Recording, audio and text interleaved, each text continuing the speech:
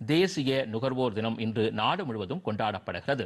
இதனையொட்டி புதுதில்லியில் வாடிக்கையாளர்களுக்கான சிறப்பு செயல்களை மத்திய நுகர்வோர் நலத்துறை அமைச்சர் பிரகலாத் ஜோஷி அறிமுகம் செய்கிறார். ஒவ்வொரு ஆண்டும் டிசம்பர் 24ஆம் தேதி தேசிய நுகர்வோர் தினமாக கொண்டாடப்படுகிறது.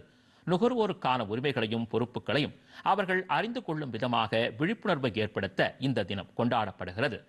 இந்த தினத்தில் தான் 1986ஆம் ஆண்டு நுகர்வோர் பாதுகாப்பு சட்டம் அமலுக்கு கொண்டு வரப்பட்டது.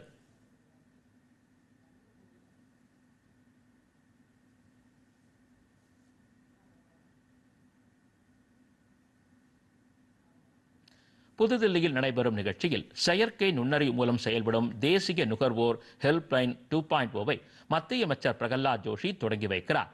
மேலும் நுகர்வோர் பாதுகாப்புக்கான செயலிகளையும் இணையதளங்களையும் அமைச்சர் தொடங்கி வைக்க உள்ளார்.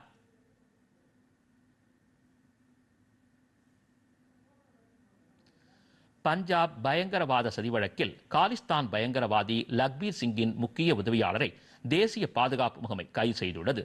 கைது செய்யப்பட்ட ஜதீந்தர் சிங் பாபதார் கசாலா இன்டர்நேஷனல் பயங்கரவாத இயக்கத்தின் உறுப்பினர் ஆவார். இவர் பஞ்சாபில் பயங்கரவாதிகளான லக்பீர் சிங் மற்றும் பச்சிட்டர் ஆயுதங்களை வழங்கியதாக தேசிய பாதுகாப்பு முகமை தெரிவித்துள்ளது. மத்திய பிரதேசத்திலிருந்து துப்பாக்கிகளை வாங்கி பஞ்சாபில் பயங்கரவாத நடவடிக்கைகளில் ஈடுபடுவோருக்கு குற்றம் சாட்டப்பட்டுள்ளது.